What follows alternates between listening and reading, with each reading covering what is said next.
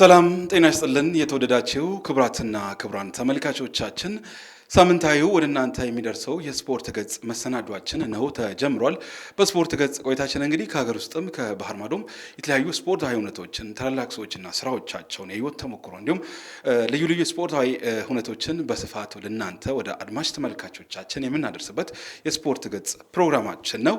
በዛሬው ቆይታችን እንግዲህ የጋሞ ጨንቻ እግር ኳስ ክለብ አሰልጣኝ ከሆነው ከማቴዎስ ለማና እንዲሁም የጨንቻ ከተማ አስተዳደር ወጣቶችና ስፖርት ጽህፈት ቤት ኃላፊ ከአቶ ደበበ ዳና ጋርም በጋራ በመሆን ቆይታ የምናደርግ ይሆናል። በተለይ አብዛኛውን ክፍል የጋሞ ጨንቻ እግር ኳስ ክለብ ያለፈው ዓመት ወይም የጋሞ ጨንቻ እግር ኳስ ክለብ የዘንድሮ የከፍተኛ ሊግ ቆይታው ምን ይመስላል፣ ጠንካራና ደካማ ጎኖች ምንድናቸው፣ የቀጣይ ትኩረት አቅጣጫዎችስ ምንድናቸው በሚሉ ርዕሰ ጉዳዮች ዙሪያ ቆይታ እናደርጋለን። በቆይታችን ጥሩ ጊዜ እንደምታሳልፉ እምነታችን ሙሉ ነው።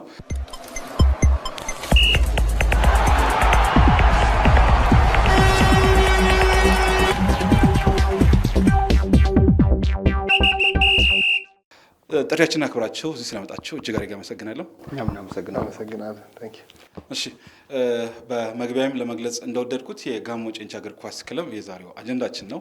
እንዲሁ የጋሞ ጨንቻ እግር ኳስ ክለብ ከአመሰራረቱ ጀምሮ ጥቂት ብትለን። ማቴ ካንተን ጀምር። እሺ፣ በቅድሚያ እኔ በጣም አድርጌ አመሰግናለሁ እንግዳ አድርጋችሁ ስለጋበዛችሁኝ። ጋሞ ጨንቻ እግር ኳስ ክለብ በክለብ ደረጃ የተዋቀረው 2004 ዓመተ ምህረት ነው። ከዛ የክልል ክለቦች ሻምፒዮና የአገር አቀፉን ሻምፒዮና ሲወዳደር ቆይቶ 2008 ዓመተ ምህረት ነው ወደ ብሔራዊ ሊግ የተቀላቀለው አርባ ምንጭ ላይ በተካሄደው። ከዛ በኋላ ብሔራዊ ሊግ ላይ ቆይቶ የተወሰነ ዓመት በኋላ ወደ ከፍተኛ ሊግ ያደገ ቡድን ነው። ሊጉ ላይ ጠንካራ ተፎካካሪ እንዲሁም ብዙ ተጫዋቾችን ለብሔራዊ ቡድን ለተለያዩ ክለቦች ማፍራት የቻለ ጠንካራ ቡድን ነው። በትክክል እንግዲህ ጋሞ ጨንቻ እንደሚታወቀው በተለይ ከዋክብትን ለአርባ ምንጭ ከነማም ለኢትዮጵያ ፕሪሚየር ሊግን በርካቶች ከጋሞ ጨንቻ ወጥተዋልና እንዲሁ ጥቂት በስም ደረጃ ማንተም ጥቂት በተለን ደስ ይለናል። አመሰግናለሁ። ያው ዋና አሰልጣኝ ማቲ እንዳለው ጋሞ ጨንቻ ሲመሰረት በህዝብ ተነሳሽነት የተመሰረተ ክለብ ነው። ጋሞ ጨንቻ ጀርባው ላይ 42 ቁጥር አለ። የ42 ቁጥር የደጋፊ መለያ ያለው ምልክት የ42 ጋሞ ደሬዎችን የሚወክል ነው። ከዚህ ባሻገር ጋሞ ጨንቻ ለብዙ ትውልድ መሰረት የሆነ ክለብ ነው። ከነኚህ ውስጥም ከዋክብትን መጥራት ብንፈልግ እነ ሙሉዓለም መስፍን ደኮ፣ እሱ ወንድም እንዳልካቸው፣ እነ መላኩ እነዚህ ሲመጥር ተጫዋቾችን ለኢትዮጵያ ብሔራዊ ቡድን ጭምር ያቀረበ አስተዋጽኦ ያበረከተ ክለብ ነው። መልካም እንግዲህ የጋሞ ጨንቻ በተለይ ላለፉት 4-5 ዓመታት በኢትዮጵያ ከፍተኛ ሊግ በብርቱ ተሳትፎ የምናውቀው ነው። በተለይ ብዙውን ጊዜ እስከ 4ኛ ድረስ ያጠናቅቃልና ዘንድሮ 8ኛ ደረጃን ይዞ ነው ያጠናቀቀውና ከዚህ ረገድ እንደው የዘንድሮ የዓመቱ ቆይታ ምን ይመስላል? እንደው ሰፋ አድርገህ ከመጀመሪያው ዙር ሁለተኛው ዙር ላይ ነበረውን በተለይ ጠንካራ ከሚባሉ ክለቦች ጋር 1-0 አንዳቻ ይወጣል። ዝቅተኛ ግምት ከሚሰጣቸው ክለቦች ጋር ደግሞ ሽንፈትን ያስተናገደበት ውጤት መታዘብ ችለናል እና እኛም እንዲሁ ምንድነው የጉዞ ሂደት ምን ይመስላል ያመጡ ጠቅላላ? የኛ ቡድን እንደሚታወቀው ብዙ ጊዜ ከ2013 ዓመት ነው 2012 ነው የተቀላቀለው ወደ ከፍተኛ ሊጉ። 2012 ላይ ኮቪድ መጣና በዛ ተቋረጠ። 2013 ጀምሮ ያለውን ብናይ ሁለተኛ ዙር ነው ብዙ ጊዜ ጠንካራ ነው ቡድናችን። የዚህ ምክንያት ምንድነው? በየአመቱ ለምሳሌ ልክ የመጀመሪያ ዙር ላይ አዳዲስ ልጆችን እንቀላቅልና ሁለተኛ ዙር ላይ ሲዋሃዱ ጥሩ ውጤት እናመጣለን። ከዛ እነዛን ለማዋሃድ ስትታገል ቀጣይ አመት እንደገና ልጆች ይወጡባሃል። አሁንም ዘንድሮ በጣም ብዙ ተጫዋቾች ከክለባችን ይለቁና ቀጣይ አመት እንደገና በዛ ቦታ ላይ አዳዲስ ልጆችን እየተካ ነው የምትሰራውና ቀላል አይደለም። ቡድን ስትሰራ ለ5 አመት 3 አመት እንደዚህ ታቅዶ ነው ወደሚሰራ። ጋሞ ጨንቻ ቤት ግን ካለን የፋይናንስ አቅም እንደገና ከሁለተኛ ራያችን ምንድነው ክለቡ ልጆችን ማብቃት ለክለቦች ልጆችን ማብቃት የሚል ራይ አለን። ብንችል ወደ ፕሪሚየር ሊግ የማለፍ ህልም አለን እኛም እንደማንኛውም ሰው። ነገር ግን ምንድነው የሚገድበን እኛ እናመጣለን። ለምሳሌ 2013 ልጆችን አመጣን አላመድናቸው። ልክ ሁለተኛ ዙር በጣም ቡድናችን ጥሩ ሲሆን ሶስተኛ ነው የወጣው 2013 ላይ ሶስተኛው ወጥቶ የናስ ሜዳሊያ ነው ያገኘው። ከዛ 2014 ደግሞ የተወሰኑ ልጆች ከዛ ቡድን ውስጥ ከዋክብት የነበሩ ልጆች እነ እንዳልካቸው የወጡበት አመት ነው እና አሸናፊ ካምባ የወጡበት አመት ነውና በአንድ ጊዜ ተጠርገው የወጡበት እና ሼፊዳ የወጡበት ነው። ያክለማና አንዱ ዓለም ማስናቅ የወጡበት አመት ነው እና ቀጣይ 2014 ልክ ከኳክብት ይወጡበትና ሲጀምር ይንገዳግዳል። የተወሰነ ተንገዳግዶ አዳዲስ ልጆችን ነው እንደምታውቀው ነው ያመጣውና ልክ አዲስ ልጆች ሲላመዱ ሁለተኛ ዙር ላይ ሆነም ጥሩ ይሆናል። እንደዛ እያለ ባላንሱን መጠበቅ አይችልም። ቢቻል እግር ኳስ ቡድን ምንድነው ቀጣይ ትልቅ ደረጃ ለመድረስ ከታሰበ ጠንካራ ፓርትህን ትይዛለህ። ጠንካራ ፓርታችንን ደግሞ ይዘን ማቆየት አንችልም። የበጀት ችግር አለብን። የልጆች ገንዘብ ጥያቄ አለ። ሌሎች ክለቦች ደግሞ የተሻለ ሰው ገንዘብ ያላቸው ክለቦች ይወስዱብሃል። ያ ነገር ባይሆንና ልጆችን ማቆየት ብንችል እዛ ጠንካራ ፓርት ላይ ደግሞ ደካማ የምትለው ፓርት ላይ ሌላ ሰው ታመጣና የተካ መስራት የምትችልበት ሁኔታ ነው ያለው። የበጀት ውስንነቱ ስላለ ምንድነው የምናደርገው? በየአመቱ አዳዲስ ዘንድሮ እንኳን ጂንካ ነበርኩኝ እኔ ላልተወሰኑ ቀናት በትንሹ ከዛ ከክለቡ ሻምፒዮና ላይ ወደ 6 ልጆችን አመጣለሁ የሚል እምነት ነው ያለኝ። ለምን ገበያ ላይ ገብተህ ተጫዋች መግዛት አትችልም። ያለን አማራጭ ምንድነው? ከጨንቻ ከተስፋው ቡድን ልጆችን ማሳደግ ነው። ሁለተኛው ከትናንሽ ክለቦች ልክ እንደዚህ ክለቦች ሻምፒዮና ከሚወዳደሩ ቡድኖች እያመጣ ልጆችን ማብቃት ነው። ስታበቃቸው ገበያ ላይ እየተፈለጉ ይሄዳሉ። በጣም ብዙ ተጫዋቾች የወጡበት ምክንያት ይሄ ነው። ሌላ ምንም ምክንያት የለውም። እና ልክ ሁለተኛ ዙር ላይ ጠንካራ ነው የሚሆነው። ግን ለቀጣይ ዓመት ምንድነው የምናስበው? በተቻለ መጠን ውድድር ዝግጅት ጊዜያችንን ቀደም ብለን ማድረግ። ከዚህ በፊት እንደ ደካማ ቦርዱም የገመገመው ምንድነው 10 ቀን ሲቀረው ሚኒመሙ 6 ሳምንት ነው ዝግጅት ማድረግ ያለብህ እና ብዙ ጊዜ እኛ 10 ቀን ሲቀረው 7 ቀን ሲቀረው 15 ቀን ሲቀረው ነው ዝግጅት የምናደርገውና ያ ነገር ደግሞ ውድድር ላይ ራሳችንን እንድናዘጋጅና ውድድሮች ላይ የልምድ ይሄ ራስን የማብቃት የወዳጅነት ጨዋታ ሳታደርግ ቀጥታ ወደ ዋና ውድድር ነው የምትሄደውና ያ ነገር የተወሰነ ቡድናችንን ጎድቶታል ብዬ አስባለሁ። ለዚህ ዓመት ግን እግዚአብሔር ቢፈቅድ ቀድመን ወደ ዝግጅት ለመግባት እዚህ የቦርድ አባልም አለ እንደዚህ አይነት ሀሳቦች አሉ። በአጠቃላይ ይሄን ይመስላል ችግራችን። መልካም እንግዲህ ከበጀት ጋር ተያይዞ ነውና ህዝባዊ መሰረት ከማይዘዝ አኳያ እንዲሁ ክለቡን እንደሚታወቀው አንድ ክለብ በከመለያ ሽያጭ ከደጋፊዎች ከተመልካቾች የሚያገኘው ገንዘብ ይኖራል። ከዛ በዘለለ ደግሞ የዞኑ በጀትም ይኖራልና ከዚህ ረገድ ህዝባዊ መሰረት ከማይዘዝ አኳያ እንዲሁ ምን እየተሰራ ይገኛል? በእርግጥ ያው ህዝብን መሰረት አድርጎ የተቋቋመ ክለብ ነው። ከዛ አንጻር የህዝብ ሞቢላይዜሽን ስራዎችን በስፋት የመስራት ጉዳይ በውስንነት ነው የተገመገመው። እንደኛ እንደ ቦርድ አባልም የገመገምነው እንቅስቃሴያችን በጣም ዝቅተኛ ነበር ነው።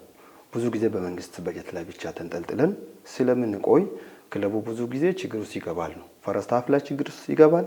ከማላመድም አንጻር ዝግጅት ምዕራፋችን በጣም ዝቅተኛ ነበረ። በ2016 17 ዓመተ ምህረት በሁለቱ አመቶች ላይ ዝግጅት ምዕራፍ ላይ ውድቀት ያስመዘገብንበት አግባብ ነበረ።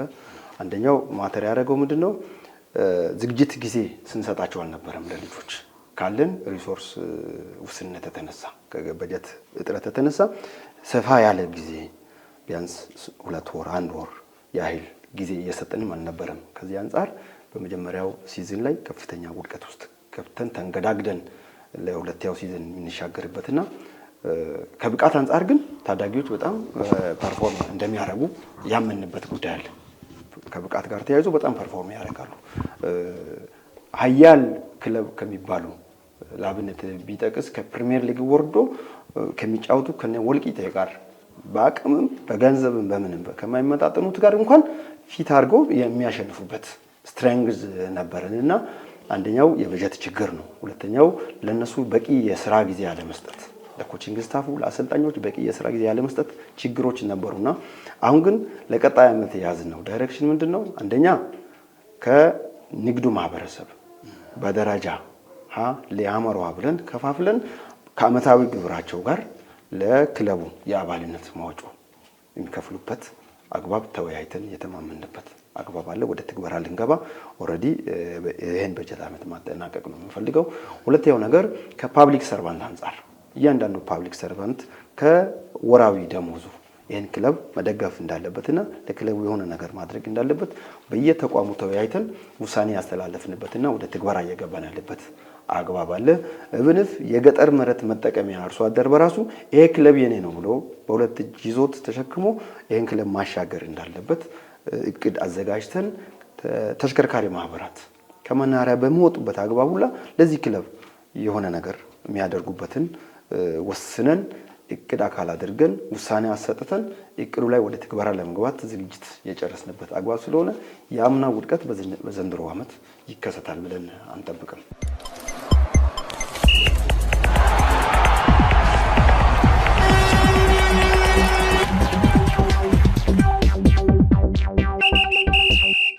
የአመቱን ቆይታ በደንብ ታውቀዋለህ። ጠንካራና ደካማ ጎን የክለቡን ጠንቅቀህ ታውቃለህ እና ያሉብህን ክፍተቶችን ከመሸፈን አኳያ የምትሰጣቸውን ታክቲኮችን ተግባራዊ ከማድረግ አኳያ የሚያስፈልጉ ተጫዋቾችንም ለማዘዋወር ያሉ እቅዶች ምን ይመስላሉ?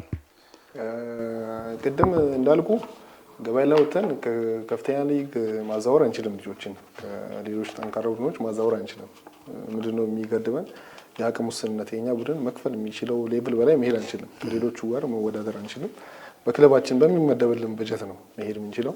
ነገር ግን ምንድነው እቅዳችን? የጊዜ ከተሰጠን የምንሰራበት ዝግጅት የምንሰራበት በትንሹ አንድ ወር ከ15 ቀን እንኳን ቢሰጠን በዛ ውስጥ ምን ይፈልጋል መሰለ? ማደሪያ ይፈልጋል። ልጆች የሚበሉት መዘጋጀት መቻል አለበት። እንደዚህ ሜዳዎች የተለያዩ ነገሮች አሉ የማተር የሚያደርጉት ዝግጅት እንዳታደርግ የሚያደርጉና ዝውውር መስኮቱ ተከፍቶ ቶሎ ብሎ ተጫዋቾችን የማዛወር ችግር። ከዚህ ቀደም የት ነበር የሚያድሩ የነበሩት? ማለት አልጋ ቤት ጭንቻ ያሉ ልጆች እዛ ያርፋሉ። ከሌላ ቦታ የሚመጡ ልጆች የተወሰነ አልጋ አነስ ያሉ አልጋ ቤቶች ተይዘው እዛ ነው የሚያርፉት። እዛ ጋር ያ ችግሮች ከአመት አመት እያደረ ሲሄድ እየተወዘፈብህ ይሄዳል እና ያ ችግሮች ስላሉብን ነው። ነገር ግን በዚህ አመት ምንድነው እቅዳችን? ብንችል እጃችን ላይ ያሉ ልጆችን ማቆየትና ወደ ፕሪሚየር ሊግ ለማድረግ ጥረት ማድረግ። ሁለተኛው አማራጭ ደግሞ ምንድነው? ልጆችን መልቀቅና ልጆች ገበያው ላይ እንዲገቡ ማድረግ። ከሞጨንቻ ሁለት እቅድ አለው። አንዱ እቅድ ክለቡን ራሱን ማሳደግ፣ ሁለተኛው እቅድ ደግሞ ልጆችን ማብቃት፣ ለገበያው ልጆችን ማብቃት። በትንሽ ጊዜ ውስጥ ብሔራዊ ቡድን ደረጃ ወደ 5 ልጆች ከሞጨንቻ ተጫውተው የተመለሱበት ሁኔታ ያለውና ክለቡ ከተመሰረተበት አንጻር ስታየው በጣም ትልቅ ስኬት ነው ለኛ። እኔ በጣም በህይወቴ የምኮራበት ነገር ቢኖር ይሄኛው ነው። ነገም እርግጠኛ ነኝ የምነግርህ አሁን ከ17 አመት በታች አንድ ልጅ ለናሽናል ቲም ይሄዳል ነገ ቅዳሜ። ይሄም አንዱ ስኬታችን ነው። ወጣቶች ላይ መስራታችን ውጤት ነው ብዬ ነው ማምነው። ነገም ቢሆን ወጣቶች ላይ እንሰራለን። ጭንቻ ያሉ ወጣቶች አሉ። እንደገና አሁን ምዕራብ አባያ፣ ብርብር፣ ደረማኖ ዴንዳሾ የሚባሉ ቡድኖች አሉ። ዞኑ ላይ እድል ያላገኙ ደጋው ፓርት ላይ ቆላው ፓርት ላይ እድል ያላገኙ አቅም ያላቸውን ልጆች የማሰስ ስራ ነው የምንሰራው። በየወረዳው እንሄዳለን። ሁሉ ጊዜ ወረዳው ላይ ሄደን ጥሩ ልጆችን እናመጣለን። ለእኛ ታክቲክ ሊሆኑ የሚችሉ ልጆችን እናመጣለን። የጊዜ ጉዳይ ነው። ቀድመን እንጀምር ከሆነ ማላመድ እንችላለን ልጆችን። ምንም ሌላ ተአምር የለውም። አሁን ሁለተኛ ዙር የሚላመዱ ከሆነ ትንሽ ምዕራፉን የዝግጅት ምዕራፍን ወደኋላ ከጎተትከው አንተ ወደምትፈልገው ቡድ ልጆች የሚወጡበት ሁኔታ ይፈጠራልና እኛም ቀደም ብለን ዝግጅታችን የምንጀምር ከሆነ ያሰብኳቸው ልጆች አሉ። አሁን የክልል ክለቦች ሻምፒዮና፣ የዞኑ ክለቦች ሻምፒዮና እየተካሄደ ነው። አሁን እንደውም ከዛ ቀጥሎ ሀገር አቀፉም እዛው ነው የሚካሄደውና ያየኋቸውን ልጆች ደግሜ እዛ የማየት እድል አገኘዋለሁ። እንደገና ልጆችንም እዛው ራሴ ጋር ጠርቻቸው የሙከራ እድል ለተወሰኑ ልጆች ላየኋቸው ልጆች የሙከራ እድል ሰጥቼ ጥሩ ቡድን ለመስራት ነው እቅዳችን። እንዳየኸው ባለፈው አመት የትኛውም ቡድን ከኛ ቡድን በአቅም ቪዲዮዎች ምናልባት ካሉ ልታይ ትችላለህ። በጣም ጥሩ ይፎካከራል ከየትኛውም ቡድን ጋር። በቀላሉ እጅ የሚሰጥ ቡድን አይደለም። ነገር ግን ህዝባችን ማደግ ይፈልጋል። የበጀት ውስንነት አለ። አሁን የቦርዱ አባል እንደገለጸው ይሄኛው ነገር አሁን ከነጋዴው ጋር ከአርሶ አደሩ ጋር ከመንግስት ሰራተኛው ጋር መንግስት ተዋቅሮ የሚሰራ ከሆነ የበጀት ችግር አይኖርብንም። የበጀት ችግር ደግሞ ከሌለብን ምንፈልጋቸውን ወጣቶችንና ልምድ ያላቸውን አሰባጥረን ጥሩ ቡድን ሰርተን የህዝቡን ፍላጎትን ማርካት እንፈልጋለን። ጭንቻ ላይ ክለቡ 2025 በአፍሪካ ዋንጫ ይሳተፋል ሲባል ራዕይ ብቻ ህልም ብቻ አይደለም። ወደ መሬት መውረድ የሚችል ራዕይ ነው ያለው እኛ ውስጥ። አሁን በቀላሉ ብታይ ሲዳማና ዲቻ ተጫውተው ሲዳማ ቡና በዚህ አመት ለመጀመሪያ ጊዜ በአፍሪካ መድረክ የሚወዳደርበትን እድል አግኝቷል። እኛ እንደ ዞን ለምሳሌ ዲቻ በአፍሪካ ተሳትፏል። ከዲቻ በፊት የነበረው የወላይታ ቡድን ቱሳ የሚባል ቡድን በአፍሪካ ተሳትፏል። አርባ ምንጭ ላይ ስታይ አርባ ምንጭ ከነማ የመሳተፍ እድል አገኘ። በየትኛውም ዘመን ጨርቃጨርቅን ብታይ በአፍሪካ ደረጃ ግን ስማችን በጣም ትልቅ ነው። በአፍሪካ ደረጃ የሚወዳደር ቡድን መፍጠር አልቻልንም። ያ ደግሞ ሁል ጊዜ እኔ እንደ ስፖርቱ ስር እንዳለ ሰው በጣም ነው የሚቆጨኝ። ያ ምናልባት እኛ የምንሳተፍበት ጥሎ ማለፍ ውድድር አለ። ከበረታን ጥሩ ቡድን ካለን በዛው ቀጣይ አመት ወደዚህኛው መድረክ መተን እንደው በጀት ችግር ብንቆም ምንም ችግር የለብንም። እኔና ወደዛ ጋር አንዱ መንገዳችን ወደ አፍሪካ ጋሞ ዞን የሚወክል ቡድን መፍጠር ነው ህልማችን። እዚሁ ብቻ ሳይሆን በአፍሪካም ተወዳዳሪ ስትሆን በጀትም ከፍ ይላልና ለዛ ጭምር ለመዘጋጀት ነው። እግዚአብሔር ቢፈቅድ ውስጣችን ያለው ይሄ ህልም ይሄ ነው። ከነሸገር ከተማ ጋር የነበራቸውን ጨዋታ 1-0 ነው የተሸነፋችሁት። አብዛኛው ደግሞ አሁን እሱ በቀደም እንዳነሳው ከፕሪሚየር ሊግ ወረዱ ክለቦች ጋርም በጣም በፉክክር ነውና ነጥብ የጣላችሁበትን ጨዋታ ወደ ኋላ እስኪ ተመልሰ ያንንም ብንዳስ ጥሩ ይመስለኛል። ምንድነው ከውጤት ወጥ ከሆነ ውጤት ከማስመዝገብ ጋር ተያይዞ ሳትጠበቁ 4-0 ያሸንፋሉ። አንድ ተጫዋች እንዲሁም በአንድ ጨዋታ 3 ጎል ሁሉ እስከ ማስቆጠር የደረሰ ጨዋታ ነበር አስታውሳለሁ። እና እንዲሁ ምንድነው ውጤቱን ይሄ ያለ አይደለ ወጥ የሆነ አቋም እንዳያሳዩ የሚያደርገው ምናልባት ከምሰጠው ታክቲክ አንጻር ይሆን? በእርግጥ እኛ ታክቲካሊም የመረዳቱ ነገር ውስንነቶች ይኖራሉ። ታክቲካሊም የመረዳቱ ውስንነቶች ይኖራሉ። ነገር ግን ቅድም ያልኩ ነው ዋናው ምክንያት። ለምሳሌ አድዋ አርፎ ነው የመጣው፣ አሸንፎናል። እኛን አንድ የዙር ላይ አዲስ አበባ ከነማ ነው 4-0 ያሸነፈን። የነበረውን እንግዲህ ጨዋታውን ሂደት ያየ ሰው ስለዛ ብዙ ወደኋላ መመለስ አልፈልግም። ስህተቶች ነበሩ፣ ግን ሁለተኛ ዙር ላይ አይተን እንደሆነ 3 ጎል ብቻ ነው የተቆጠረበት በፍጹም በቃ ያውም አንዱን ጎል ሸገር ነው ያስቆጠረብን፣ አንዱን አድዋ ነው፣ አንዱን እንደዚህ እንጂባራ ነው ያስቆጠረብን።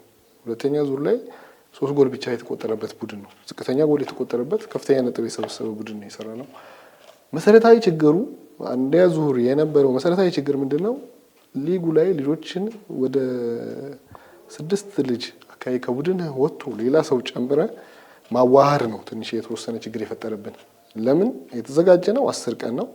በዚህ 10 ቀን ውስጥ ደግሞ ልጆችን በአንድ ጊዜ ማዋሃድ ይከብዳል። ፍሬንድሺፕ አንድም አላደረግንም፣ ቀጥታ ወደ ውድድር ነው የገባነው። ሁለተኛ ዙር ከዛ የተሻለ የተደረገው ምንድነው?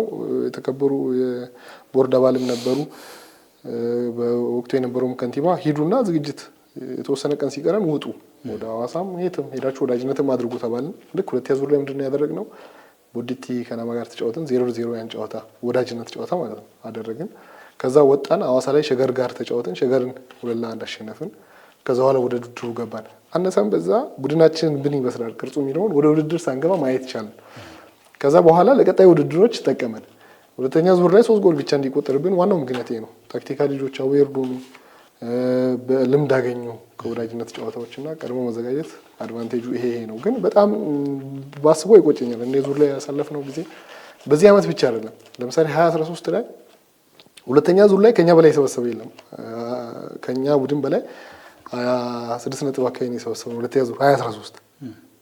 ያ ማለት አንደኛ ሁለተኛ ዙር ላይ እኛ ነን። አንደኛ ዙር ግን ምንድነው የተፈጠረው? ልክ እንደዚህ የተወሰኑ የልምድ ማነስ እንደገና ቅንጅት ማነሶች ነበሩ። በምንፈልገው አልሄደም። ሁለተኛ ዙር ላይ የተሰበሰበው ሰው ነጥብ ጋር ምን አደረገን? 3ኛ ደረጃ ላይ ያስቀምጣል። በሁለተኛው ዙር አንደኛው ዙር ላይ የምንሰራ በከፍተኛ ውጤት ፕሪሚየር ሊጉን መግባት ዘንድሮም በነገር ላይ ሁለተኛ ዙር ላይ ነው።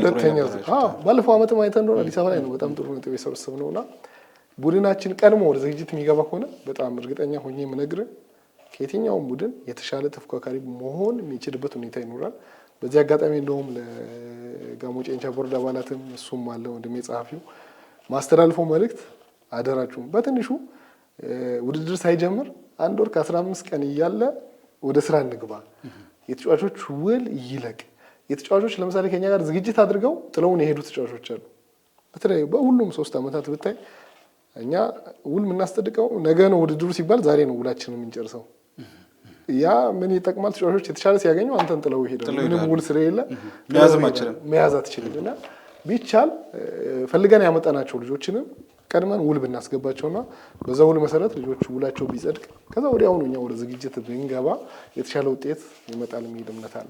መልካም እንግዲህ ደቤ ወደ አንተ ልምጣና እንዲሁ አሁን ላይ ብዙ ጉዳዮችን አንስተዋል። ከቅድመ ዝግጅት ጋር ተያይዘውም ክለቡ ብዙ ጊዜ ሁለተኛው አጋማሽ ላይ ስኬታማ የሚሆነው ከቅንጅት ማነስ ጋር ተያይዘው እንዲሁም ታክቲኩን ተግባራዊ ከማድረግ ካለው ውስንነት ጋር ነውና አሁን ላይ ከታሰበው ጊዜ በፊት ቅድመ ዝግጅት እንዲያደርጉ እንዲሁ እናንተስ እንደ ቦርድ ምን አሰባችሁ?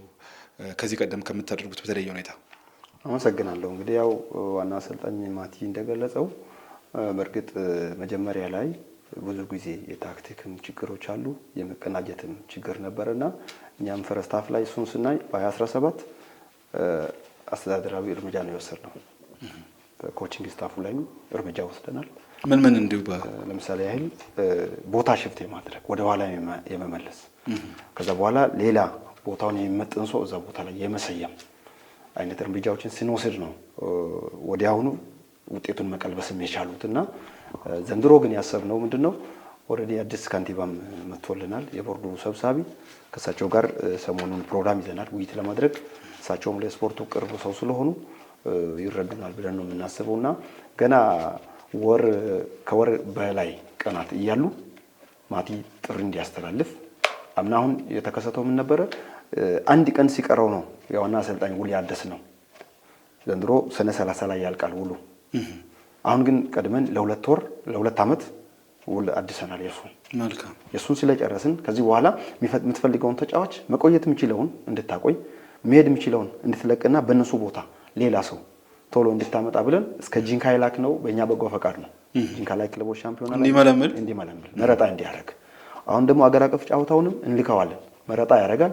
ከዛ በኋላ ደግሞ ለሁሉም ጋሞ ዞን መዋቅሮች ቀደም ብያለሁ መነሻ ላይ ህዝባዊ መሰረት የያዘ ክለብ ነው፣ የጋሞ ህዝብ ክለብ ነው። ስለዚህ ለሁሉም ጋሞ ዞን መዋቅሮች ጥሪ እናደርጋለን፣ ተጫዋች አምጥቶ እንዲያሳዩ ጋሞ ጨንቻ ስታዲየም ላይ የዚህን ጊዜ ፊት የሚያደርጉ ውጤታማ የሆኑትን እኛ ጋሞ ጨንቻ ላይ ጋሞ ወረዳ ላይ እዚህ ጨንቻ ወረዳ ላይ ብቻ መታጠር አንፈልግም። በትክክል ሁሉንም ወረዳዎች ዳሰን ከወረዳችንም አልፈን ሌሎች ዞኖችንም ዳሰን የተሻለ ተጫዋች እንግዲህ የአቅም ጉዳይ የተሻለ ተጫዋች አምጥተን ሰው ሌሎች ክለባት የደረሱትን ፕሪሚየር ሊግ የማየት በአፍሪካ ክለቦች ሻምፒዮና መሳተፍ ለዓለም አቀፍ ደረጃ ለክለቦች ተጫዋች ማፍራት ነው ህልማችን። ከራሳችንም አንፃር ይሄ ስለሆነ ዘንድሮ በቂ ጊዜ እንሰጣለን ብለን ነው የምናስበው። ከበጀትም አንፃር የነበሩ ውስንነቶችን ቀርፈን ቅድሚያ ለነሱ ሰጥተን የበጀት ችግሮችንም እንቀርፋለን የሚል ጽኑ እምነት አለኝ። መልካም እንግዲህ የኢትዮጵያ ፕሪሚየር ሊግ የኢትዮጵያ እግር ኳስ ፌዴሬሽን ከፕሪሚየር ሊጉ በመቀጠል በከፍተኛ ሁኔታ የሚያስተዳድረው የኢትዮጵያ ከፍተኛ ሊጉ ነውና እንዲሁ ከፍተኛ ሊጉን የጨዋታ ሂደት እንዴት ታያለህ? ረዘም ያለ ጨዋታዎችን ማለት ረዘም ላለ ጊዜ ነው አመቱን ሙሉ ነው ቶር የምታደርጉት። ደጋፊዎችን ብዙ ጊዜ ያልተለመደበት ሜዳ ላይ የሜዳ ምቾት ጋር ተያይዞም እጅግ ፈታኝ መሆኑ ይታወቃልና እንዲሁ ከፍተኛ ሊግ ከፕሪሚየር ሊጉ አንጻር እንደ ኮች አመሰግናለሁ። ምንድነው ዘንድሮ የተወሰነ ፎርማቱ ለውጥ ሊኖር ይችላል። ድሮ የነበረው ያለን መረጃ ድሮ 2 ምድብ ነበረ፣ ዘንድሮ 1 ምድብ ይሆናል ይባል ነገር አለ። ከፌዴሬሽን በሰማነው መረጃ 1 ምድብ ይሆናል። ኦፊሻል የሆነ ደብዳቤ አልወጣም፣ ግን ከአመራሮች ጋር የተሰማው ነገር ምንድነው 1 ምድብ እንደሚሆን። ከዛ ውጪ ፕሪሚየር ሊጉን የሚያስተዳድረው የኢትዮጵያ እግር ኳስ ፌዴሬሽን አይደለም፣ ሼር ካምፓኒ ነው የሚያስተዳድረው። የኢትዮጵያ እግር ኳስ ፌዴሬሽን የሚያስተዳድረው ትልቁ ውድድር ይሄኛው ነው። ስለዚህ በደንብ አድርጎ ትኩረት ከተለያዩ አመታት እየተሻለ ነው የሚሄደው። ከባለፈው አመት ደግሞ ዘንድሮ የተሻለ ይሆናል የሚል እምነት አለን። በዚህ ውስጥ ግን ሌላው አዲሱ ፎርማት ምንድነው ዞናል፣ ይሄ በዞን ደረጃ ማጫወት። ለምሳሌ አርባ ምንጭ ላይ ጥሩ ሜዳ ካለ አስመዝግበ፣ አርባ ምንጭ አካባቢ ያሉ ወላይታ ላይ ጥሩ ሜዳ ካለ ፌዴሬሽኑ የሚፈቅደው ሜዳ ካለ ታስመዘግብና ፕሪሚየር ሊጉ እንደዛ የሚሆንበት አይነት ሁኔታ ነው ያለው። ይሄ ጥሩ ነው። አርባ ምንጭ በቅርቡ ያለ አገሩ ላይ ሜዳ ካለ እሱን ያስመዘግበዋል። እዚያውና በካምፓስ ላይ ያለው ሜዳ ሆነ ማለት ለከፍተኛ ሊጉ የሚሆን ከሆነ የሚያልፍ ከሆነ ፈተናው የሚያልፍ ከሆነ እሱን ማስመዝገብ የምንችልበት ሁኔታ አለ። ልክ ፕሪሚየር ሊጉም እንደዛ ነው። የፕሪሚየር ሊጉን ስታንዳርድ ሼር ካምፓኒ የሚያወጣውን ስታንዳርድ የሚያሟሉ ሜዳዎችን ለምሳሌ አማራ ክልል ያሉ ባህር ዳር ስቴዲየም ላይ፣ ደቡብ አካባቢ ወደዚህ ወደ ሐዋሳ እንደዚህ አይነት ነገሮች ይፈጠራሉ የሚባልበት ሁኔታ አለ። ነገር ግን ከፍተኛ ሊጉና የፕሪሚየር ሊጉ ልዩነቱ ምንድን ነው ብትለኝ፣ ልዩነት አለ እውነት ለማውራት አንደኛ የእውቀት ልዩነት አለ በተጫዋቾች መሀል። በልምድ በብዙ ጥረት ነው ፕሪሚየር ሊግ የምትደርሰው። በአንድ ጀምበር ዝም ብለህ የምትደርስበት አይደለም። በጣም ብዙ ጥረት ብዙ ልምድ አግኝተህ ነው የምትደርሰው። የእውቀት ልዩነት አለ፣ የአካል ብቃት ልዩነት አለ፣ ቴክኒካሊ ብዙ ነገሮች፣ ሜንታሊ ልዩነቶች አሉ። ግን እዛ ምዕራፍ ላይ ስትደርስ ደግሞ ያንን የማሟላት ግዴታ አለብህ እና እኛ ጋር ከፍተኛ ሊጉ ላይ እንደ ድሮ አይደለም። አሁን በተወሰኑ መሻሻሎች አሉ። ሜዳዎቹ ከሚመረጡ ሜዳዎቹ አንጻር ሜዳዎቹ ምንድነው የሚሆኑት? አርቲፊሻል ሜዳዎች ላይ ነው ስንጫወት የነበረው ያሳለፍናቸው ዓመታት። በእርግጥ ለተጫዋች ጤና አይመከርም እነዚህ ሜዳዎች። የኢትዮጵያ እግር ኳስ ፌዴሬሽን ደግሞ ተጫዋቱ ባለ ሜዳ እንጫወታለን። ቀጣይ ዓመት የሚቀየር ነገር ካለ ያ ነገር ተቀይሮ እናያለን። ግን ከድሮው የተሻለ ነው። አሁን እንደ ወደ ፕሪሚየር ሊጉ ባይጠጋም የተወሰነ አይተህ እንደሆነ እነሸገር ብዙ የፕሪሚየር ሊግ ክለቦችን አሸንፈው ነው ወደ ጥሎ ማለፉ ላይ እስከ መጨረሻው የተወሰነ ስቴፕ ድረስ የመጡት። ከፍተኛ ሊግ ቡድኖች የፕሪሚየር ሊግ ቡድኖችን የሚያሸንፉበት ሁኔታ እየተፈጠረ ነው ያለውና እኛም ጠንክረን ከሰራን ቀጣይ ዓመት አንዱ መንገዳችን ጥሎ ማለፍ ነው። በጥሎ ማለፍ የምናስብበት እንደርሳለን የሚል እቅድ አለን። ሁለተኛው ምዕራፋችን ደግሞ ፕሪሚየር ሊግ መግባት ነው። ጥሎ ማለፍ ላይ ጥሩ ውጤት ማምጣት፣ ፕሪሚየር ሊግ ለመግባት ተፎካካሪ ቡድን መፍጠር። እነኚህ ነገሮች ላይ ጠንክረን እንሰራለን። ልዩነት አለ፣ በደንብ አለ። ከፍተኛ ሊጉ ላይ ያለውን ይዘን አንቀርብም። እግዚአብሔር ቢፈቅድ ከባለፈው ዓመት የተሻለ ቡድን ይዘን ተፎካካሪ ሆነን ፕሪሚየር ሊግ ማደግ የሚችል እግዚአብሔር ቢፈቅድ ማደግ የሚችል ህልማችን ነው። ይህን ማሳካት የሚችል ቡድን እንፈጥራለን።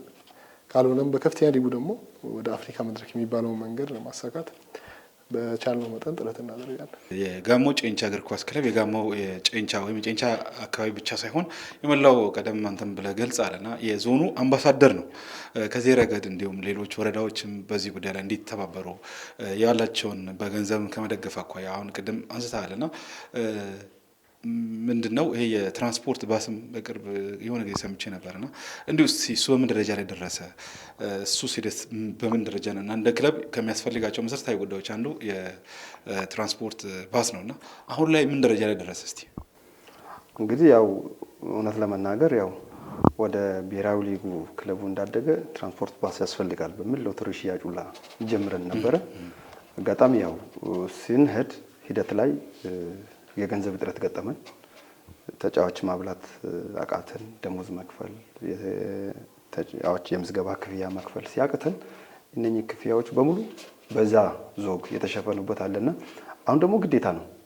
ጋሞ ጨንቻ በዚህ ሁለት ነገሮችን ነው በዓለም መድረክ ማሳየት የሚፈልገው። አንደኛ ብራንድ የሆነውን የጨንቻን አፕል ማሳየት ይፈልጋል። ይሄ ብራንድ የሆነው የጨንቻ አፕል ደግሞ ደጋውን ሃይላንድ በሙሉ አሁን ያጥለቀለቀ ነው። ጨንቻ ላይ ብቻ አይደለም ያለው። ለዚህ መነሻው ጋሞ ጨንቻ ራሱ አንዱ ነው። ስታዲየም ሲገባ አፕል ይዞ ነው የሚገባው። ሁለተኛው ድንጉዛ አልባሳታችንን ራሱን ልዩ አርማ አድርጎ ነው እየተንቀሳቀሰ እየገባ ያለውና እኔ በጣም ሁሉንም መዋቅሮች በዚህ አጋጣሚ ጥሪ ማስተላለፍ የሚፈልገው ጋሞ ጨንቻ የጨንቻ አይደለም፣ የሁሉም የጋሞ ዞን ወረዳዎች ነው፣ የ42ቱ ደሬ ነው የሚለው ነገር ሁሉም መዋቅር ወስዶ ክለቡን በተቻለ አግባብ የሚደግፍበት የደገፈ አይደለም እያልኩ አይደለም። ድጋፋቸው ከዚህ በላይ ሄደን አተን ተመልሰን አናቅም። ድጋፍ ጠይቀን የትኛው መዋቅር ላይ አተን አናቅም። ዞኑ ደግሞ ክለቡን ከሚያስተዳድረው ከከተማ መዋቅሩ በላይ የደገፈም ነው። ስለዚህ ከዚህ በላይ ቢደግፍ ህዝባው መሰረት ብናሲስ ቅድም ያልኳቸው የእቅዱ አካል ሁሉም መዋቅር ላይ ቢወርድ ወደ ሁሉም ማብራው መሰረት ወደ ሁሉም ወረዳዎች ማብራው መሰረት እነኛን እቅዶቻችንን ስናወርድ ወረዳ መዋቅሮች፣ ከተማ አስተዳደር መዋቅሮች ይሄን በጸጋ ቢቀበሉ ይሄን ክለብ ከዚህም ባለፈ ብራንድ አድርገን በዓለም መድረክ ላይ ማሳየት የሚከለክል ነገር የለምና አባካችሁ ለዚህ ለልብሳችሁ ለዚህ ልብስ ስትሉ ሁሉም መዋቅሮች ከጋሞ ጨንቻ ጎን እንድትቆሙ የሚል ጥሪ ማስተላለፍ ፈልጋለሁ።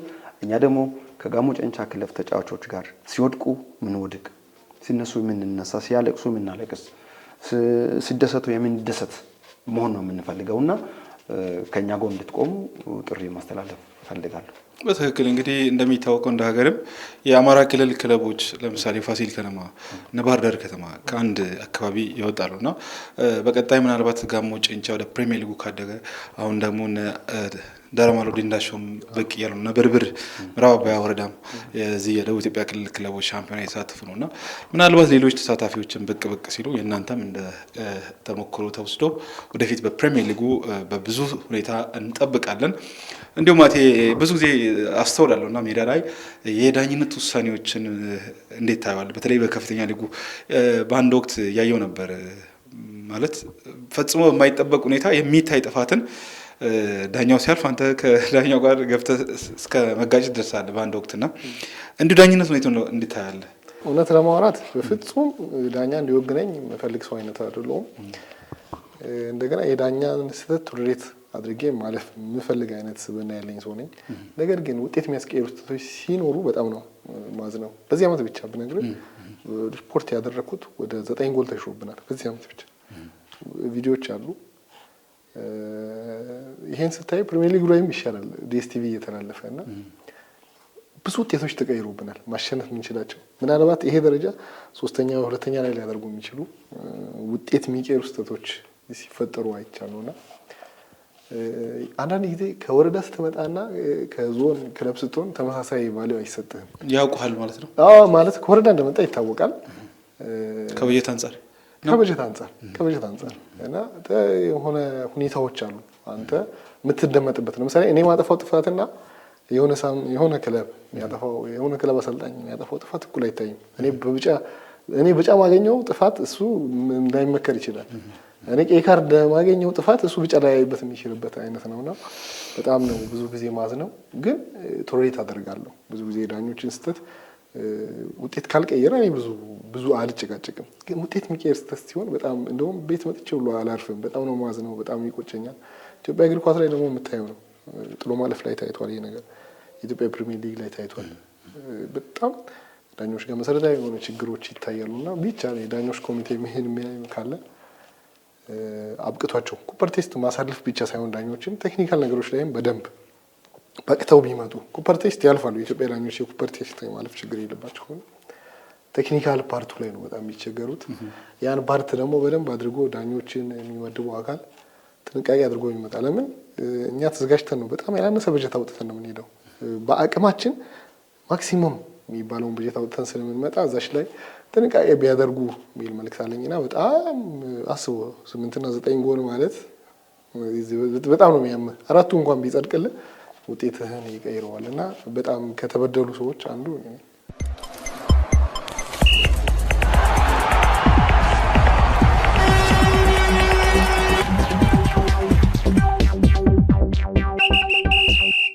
ተመልካቾቻችን ዘግይታችሁ የቴሌቪዥን መስኮቶቻችሁን የከፈታችሁት ይህ ከጋሞ ቴሌቪዥን ወደ እናንተ ዘውትር ቅዳሜ የሚተላለፈው የስፖርት ገጽ ፕሮግራማችን ነው።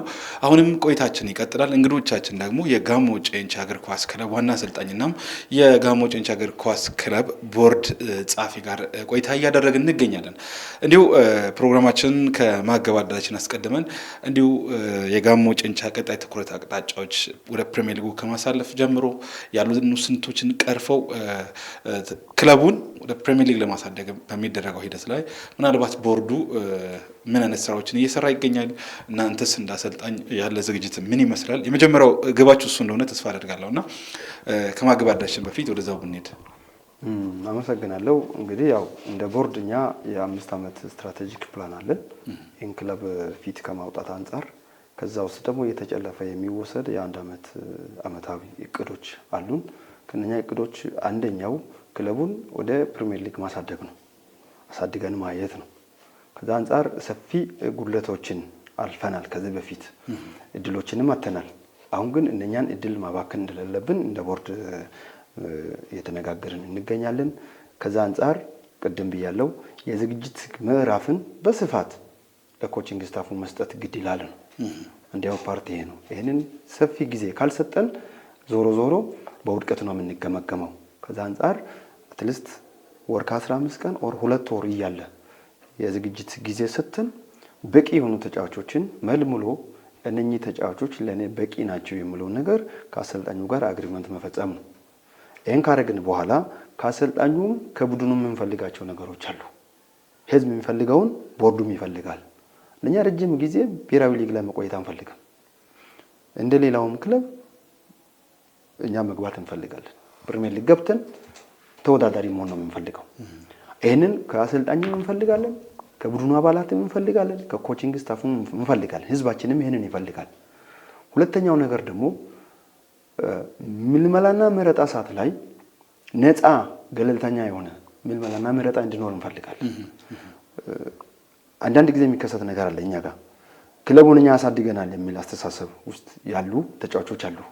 ክለቡን ለራሳቸው እንደ እንጀራ ማብያ ይሄንን አንቀበልም። እንደ ቦርድ ክለቡ የጋሞ ጨንቻ ነው፣ የጋሞ ህዝብ ክለብ ነው። ከየትኛውም አካባቢ የመጣ ፊት ያደረገ ሰው ክለቡ ላይ መቆየት አለበት። እብንፍ ከሌሎች ዞኖች ከሌሎች ክልሎችም ጭምር አምጥተን የምናሳትፍበትን ግራውንድ እንፈጥራለን።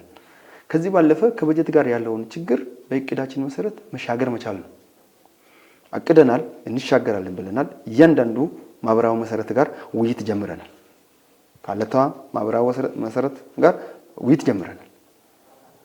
እስከ 5000 ብር ድረስ እንከፍላለን እያሉ ነው ለክለቡ የአባልነት ማለት ነው። ለም እንደዛ 3000 ብር ከፍላለሁ እያለ ነው። አመሯ ደግሞ 2000 ብር ከፍላለሁ እያለ ነው። ይሄንን ማስቀጠል ነው። አሁን በጊዜ ካላስቀጠልን በስተቀር የበጀት ችግሩን ልንሻገር አንችልም። ስለዚህ የቦርድ አባላትንም እኔ በዚህ አጋጣሚ ይህን ቲቪ የሚከታተሉ ከሆነ ጥሪ ማቀርበው ከክለቡ ጎን ለመቆም እቅዶቻችን ላይ በየጊዜው እንድንወያይ ጥሬን ማስተላለፍ ፈልጋለሁ። መወያየት መቻል አለብን። ችግሮችን ችግር ፈቺ ውይይት ማለት ነው። የመርሃ ግብር ሳይሆን ችግር ፈቺ ውይይቶችን ማድረግ እንፈልጋለን።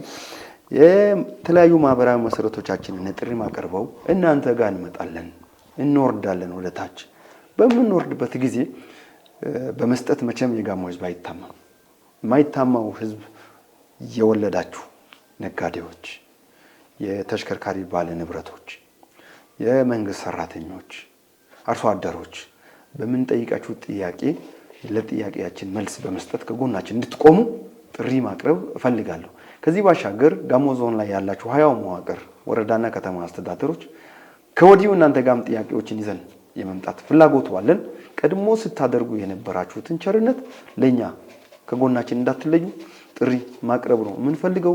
ዞን አስተዳዳሪ ደግሞ የክለቡ የበላይ ጠባቂ እንደመሆኑ መጠን ክለባችን የበላይ ጠባቂም ዞን አስተዳዳሪያችን ነው። ስለዚህ እንደ ክለብ የበላይ እንግዲህ እንደ ጋሞ ዞን ደግሞ ያለንም ክለብ ብሔራዊ ሊግ ላይ ጋሞ ጨንቻ ብቻ ነው። አርባ ምንጭ ከነማስ እንደሆነ ራሱን የቻለ የክልል ከተማ ክለብ ነው። ከዚህ በኋላ ሙሉ ትኩረቱን ዞን አስተዳዳሪውም አርባ ምንጭ ከነማን ይተዋል ማለት ሳይሆን ብዙ ትኩረት ወደ ጋሞ ጨንቻ ያደርጋል የሚል ጽኑ እምነትም ስላለን ለእናንተም ጥሪ ማቅረብ እፈልጋለሁ። ተጫዋቾችን ግን የምለው በዚህ አጋጣሚ ነባር ተጫዋቾችም አሁን አዲስ የምትመጡ እድሉን አግኝታችሁ ወደዚህ ክለብ መካተት ከቻላችሁ ለዚህ ክለብ የምትታዩበት የምትለወጡበት አልፋችሁ የምትሄዱበት ክለብ እንዲሆን ምኞቴን እየገለጽኩ መከፈል ያለበትን ዋጋ በሙሉ እንድትከፍሉ በቦርዱ ስም ጥሪ ማቅረብ ፈልጋለሁ። አመሰግናለሁ። እጅግ አድርጌ አመሰግናለሁ ማቲ። በተመሳሳይ አንተም እንዲሁ በቀጣይ ወደ ፕሪሚየር ሊጉ ማለፍ ዋና ግብ አድርገህ ትሄዳለህና ከዚህ አድርገህ እንዲሁ ምን መልእክት አለ? እኔ በቅድሚያ ዳራማሎ ዴንዳሾ ስለሱ ትንሽ አውርቼ ባልፍ ደስ ይለኛል። በቅርበት ስላየኋቸው በጣም የምፈልገው አይነት ምሁራን የምፈልገው አይነት ወኔ ያለበት ቡድን ነውና ዛሬ አራቱ ስር የመግባታቸው ሚስጥር ይሄ ነው። በጣም በፍቅር ይሰራሉ፣ በህብረት ይሰራሉና እግዚአብሔር ቢፈቅድ እንደው ወደ ብሔራዊ ሊጉ ቢመጡ ዞናችን ላይ አንድ ሌላ ክለብ ተወካይ እናገኛለን። ንብርብር እነ ምዕራብ እና አርባኝ ዙሪያ መጥቶ በጣም ደስ ይለናል። ለምን በጣም ጋሞ ዞን የተጫዋች ሀብት ያለበት አካባቢ ነውና ብዙ ልጆች እዛ ውስጥ ገብተው ብዙ ባለሙያዎች ገብተው የሚጠቀሙበት ሁኔታ ይፈጠራልና ለቀጣይም እኚህ ክለቦች ዞኑ ላይ ያሉ የተለያዩ ክለቦች ቢመጡና ቢገቡ በሰፋ ቁጥር ይሄ የእግር ኳስ ኢንዱስትሪው ላይ በጣም አሁን ሀብት እየሆነ ነውና እዛ ኢንዱስትሪ ውስጥ በደንብ አድርገን መግባት እንችላለን። ዳራማሮ መልካም ሁሉ እንዲገጥማቸው በቅድሚያ ምኞቴን እገልጻለሁ። ከዛ ውጪ ቀጣይ ዓመት ለመግባት ያለን እቅድ አንዱ ምንድነው? ከዚህ በፊት ያለብን ለምሳሌ ደሞዝ አለ። የደሞዝ ዝፎች ይኖራሉ። እንደገና አዲሱ ዓመት ሲጀምር መመዝገቢያ ወደ 900 ሺህ ብር ይፈልግባል። አመቱ ሲጀምር ያንገዳግዳል። እነዛ ነገሮች ደግሞ ካልተሟሉ ተጫዋቾችን ማስመዝገብ አትችልም። የምታስመዘግብበት ሁኔታ የለምና ቀድሞ ይሄን ከንቲባውም ከዞን አስተዳደር ጋር በመሆን እኚህን ነገሮች መስመር በማስያዝ ተጫዋቾቻችንን ወደ ምንጠራበትና ተጫዋቾችን ውል የምናድስበት ሁኔታ ቢፈጠርልን ደስ ይለኛል። ከዛ ውጪ ልምድ ያላቸው ወጣቶች አሰባጥረን ጥሩ ቡድን ለመስራት ጥረት እናደርጋለን። ቀጣይ ዓመት እንዳልኩ በጥሩ ማለፉ የተሻለ ደረጃ ማሳካት እግዚአብሔር ቢፈቅድ ደግሞ መሄድ ወደሚገባን ቦታ መሄድ እዛ ጋር ሻምፒዮን የምትሆን ከሆነ እኔ አንዱ ሁሉ ጊዜ ለአርባይን ከነማ የምመኘው እኔ አሁን ጋሞ ጨንቻ ቤት ሆኜ የምመኘው አርባይን ከነማ ቢያሳካ ብዬ የምመኘው አንዱ በአፍሪካ መድረክ የጋሞ ክለብ ማየት ፈልጋለሁ። አርባይን ከነማ ቢሆን ቀጣይ ዓመት ይሄንን መንገድ ይዞ ቢሄድና በጥሎ ማለፉንም ኬርለስ ሳይሆኑ በትክክል ይዘውት ወደ አፍሪካ መድረክ ቢመጡ እኛም እንደ ጋሞ ጨንቻ እዛ ውድድር ላይ መሳተፍ እድሉ ስላለን ጠንክረን ሰርተን ወደዛ ወደ አንዱ ምዕራፍ ተሻግረን የመሄድ ህልም አለን። ህልም ነው እንደ ማንኛውም ሰው፣ ግን ጠንክረን ለዛ ነገር እንሰራለን። ፕሪሚየር ሊግ የሚያስገባንን አቅም ለመፍጠር በጀታችን በፈቀደ መጠን ልጆችን ዝውውር እናዛውርና በጊዜ ወደ ቦርዱ በፈቀደልኝ ሰዓት በየትኛውም ሰዓት ወደ ዝግጅት ለመግባት ዝግጁ ነኝ። እኔም ከኔ የሚጠበቀውን ነገር ሁሉ እያደረኩኝ ነው ያለሁት። እዚህ ቀጣይ ዓመት በዚህ ሰዓት ስንነጋገር ምናልባት ጥሩ ውጤት አምጥተን ይህን ኢንተርቪው እንደግመዋለን የሚል ጽኑ እምነት ነው ያለኝ። እግዚአብሔር ይዛው ይበላል። መልካም እንግዲህ እኛም ምኞታችን ነው ጋሞ ጨንቻን በፕሪሚየር ሊጉ ለመመልከት በቅርቡም ስታዲየማችን እየተጠናቀቀ ይገኛል። የትልቅ ፕሮጀክት ሲጠናቀቅ ደግሞ እዚያው እግዚአብሔር ፈቅዶልን ሽፋን የምንሰጥበት እድል እንዲሰጠን እኛ ምኞታችን ነው እና ጋሞ ጨንቻም በተለይ አሁን ላይ ጀምራችሁት እናንተ ንቅናቄውንም አጠናክራችሁ ቀጥላችሁ ቡድኑ በሚያስፈልገው ልክ ሁሉ ከጎኑ እንድትገኙም በዚህ አጋጣሚ አድራ ለማለት እወዳለሁ። ክቡራትና ክቡራን ተመልካቾቻችን ለዛሬ ከስፖርት ገጽ መሰናዷችን ወደ እናንተ ስናደርስ የነበረው ልዩ ፕሮግራማችን በዚህ ተጠናቋል። ፕሮግራሙን እየመራው ከእናንተ ጋር ቆይታ ያደረግኩት እኔ ዮሐንስ ባይሳ እንዲሁም በካሜራው በኩል ነብዩ ተስፋዬ ጋር በጋራ ቆይታ አድርገናል። ዳይሬክተራችን ደግሞ ቤተልሔም ገላነ ነች። በቀጣይ በሌላ ፕሮግራም በሌላ ርዕሰ ጉዳይ እስከምንመለስ ድረስ ሰላም።